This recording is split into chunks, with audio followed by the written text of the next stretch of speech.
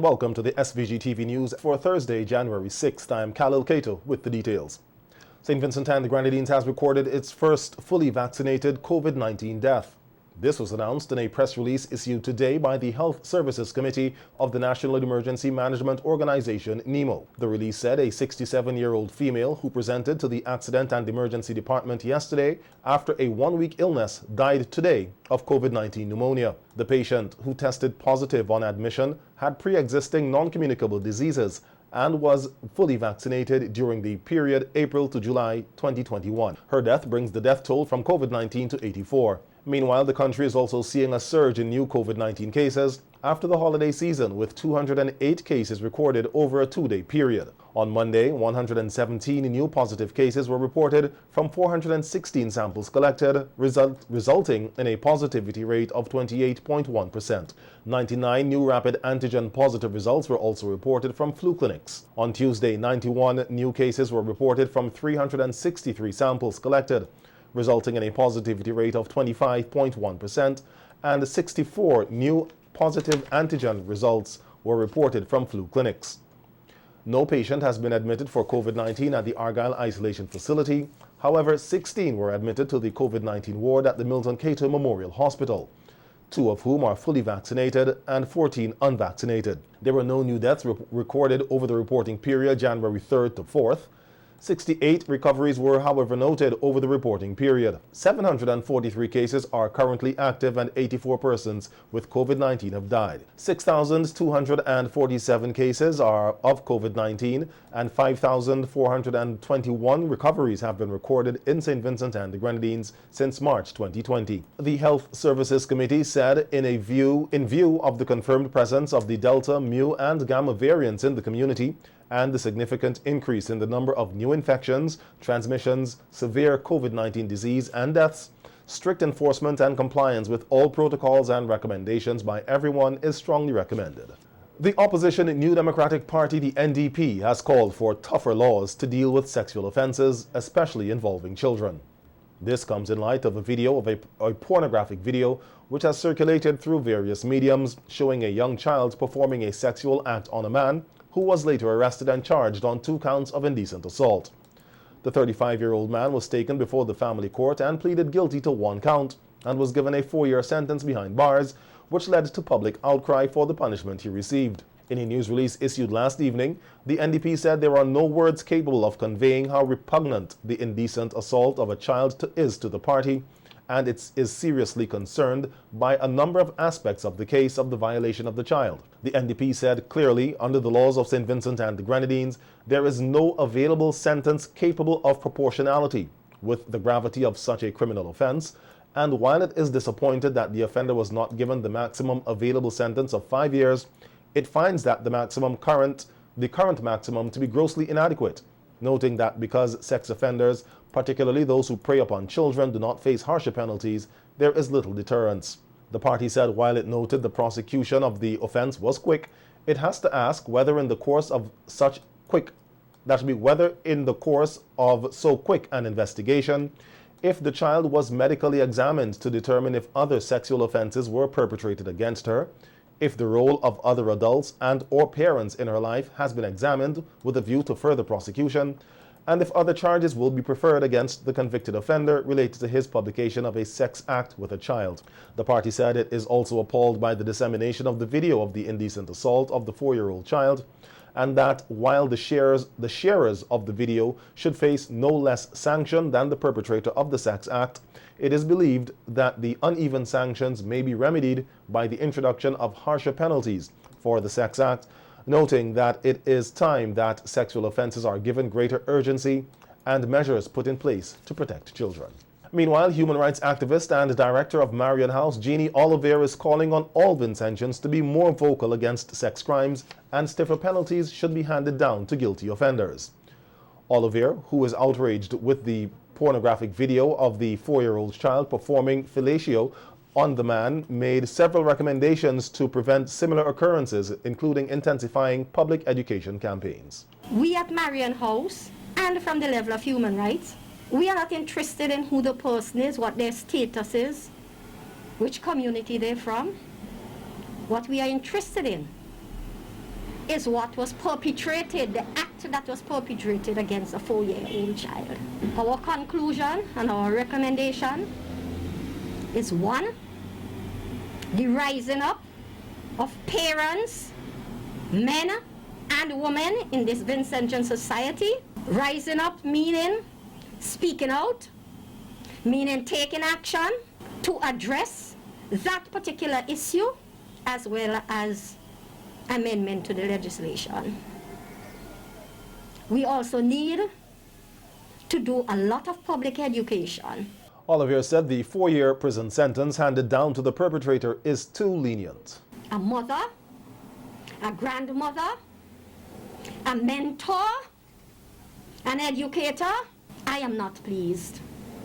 Work has to be done on that legislation.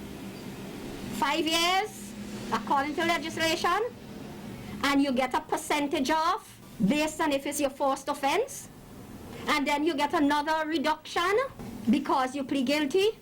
Come on, let us rise up. Vincentian women and men. Men, it's your children too, not only the women. You are fathers as well. We need to take action. I beg of you, let this be the last within this period. The human rights activist also suggested that community wakes return, which she said was helpful in the past to deal with some of these social ills. Long ago we did something we call community wakes. When anything like this happened, and my apologies, but that is how I feel. When anything like this happened, we went to the particular community with drums, with a microphone, and we spoke out against it. And there was even something we call hanging to show our displeasure of the particular event or issue. We need community wakes across this country. We are too silent as Vincentians. I could only speak for Marion House or for the Human Rights Association and on behalf of myself. I can't speak for the rest of Vincentians. Just over 200 teachers have been hired in the first instance temporarily after some teachers were deemed to have abandoned their posts for failure to get vaccinated within the specified time frame given for them and other frontline workers to do so under the statutory Rules and Order number 28 of 2021. Prime Minister Dr. Ralph Gonsalves spoke on the matter on radio yesterday.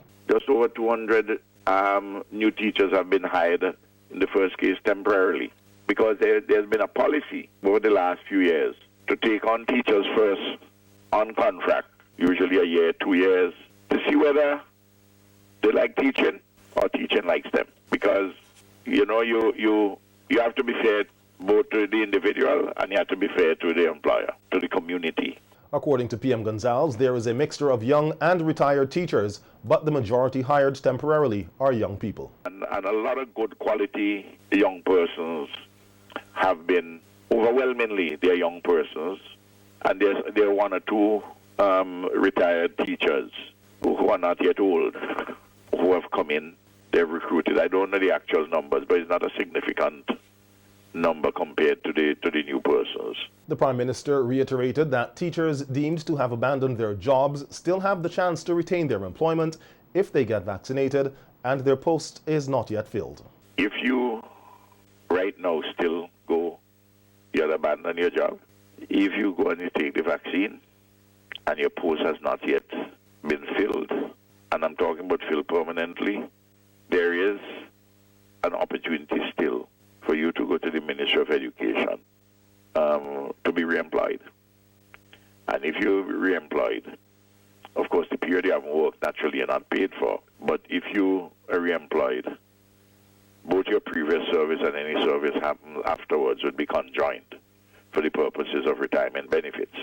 So we are being as open and flexible as we can. It is never the intention, absolutely never, I've said this over and over, for anybody to choose to abandon their jobs. But the fact is this: we are in a situation of a serious pandemic. The export of cannabis products from SVG is closer to being realized as Cabinet yesterday approved its first cannabis export license to a local licensed manufacturing company. The announcement was made today by Chief Executive Officer of the Medicinal Cannabis Authority, Dr. Gerald Thompson.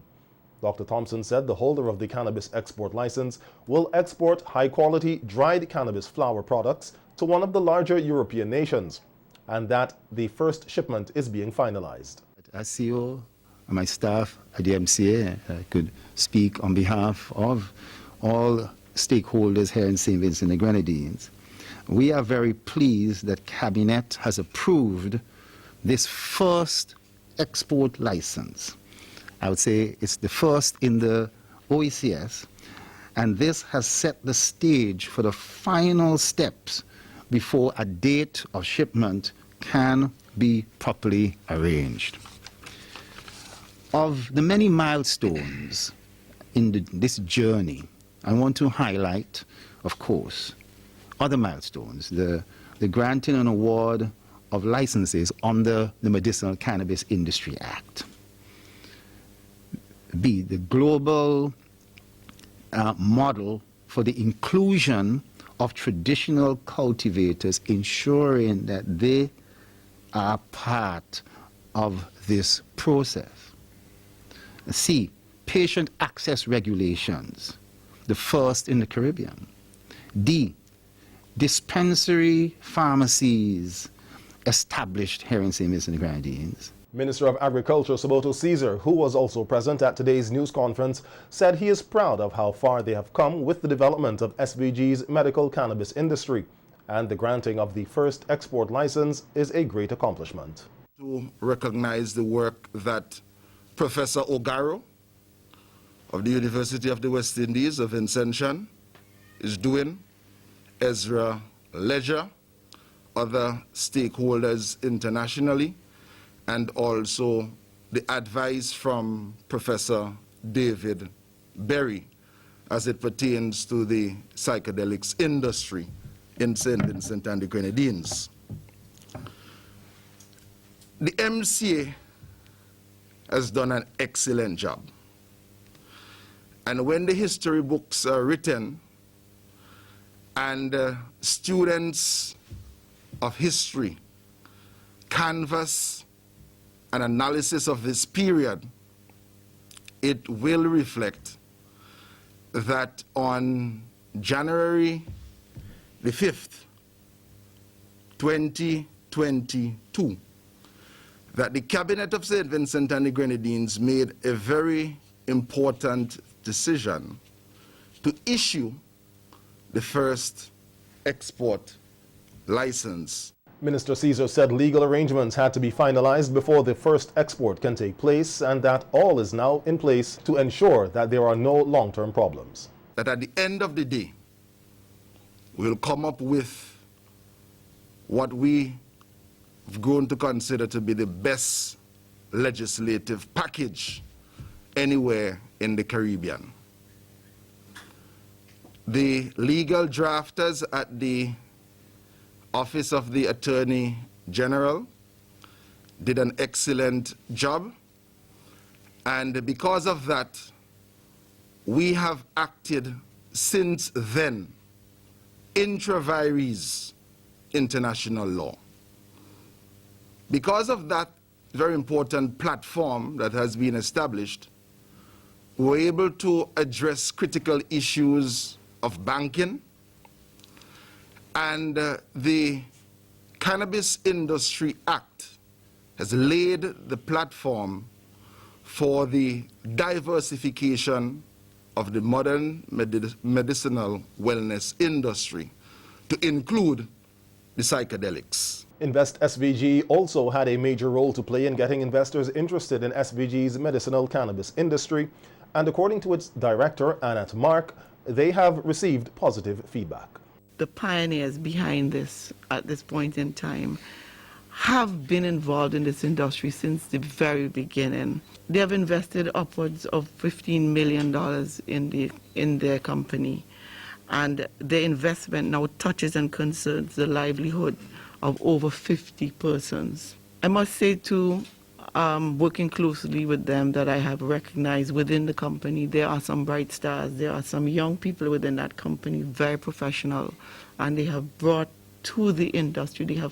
Their level of knowledge have lifted the industry and have definitely helped us where we are sitting here, because it is new to us all.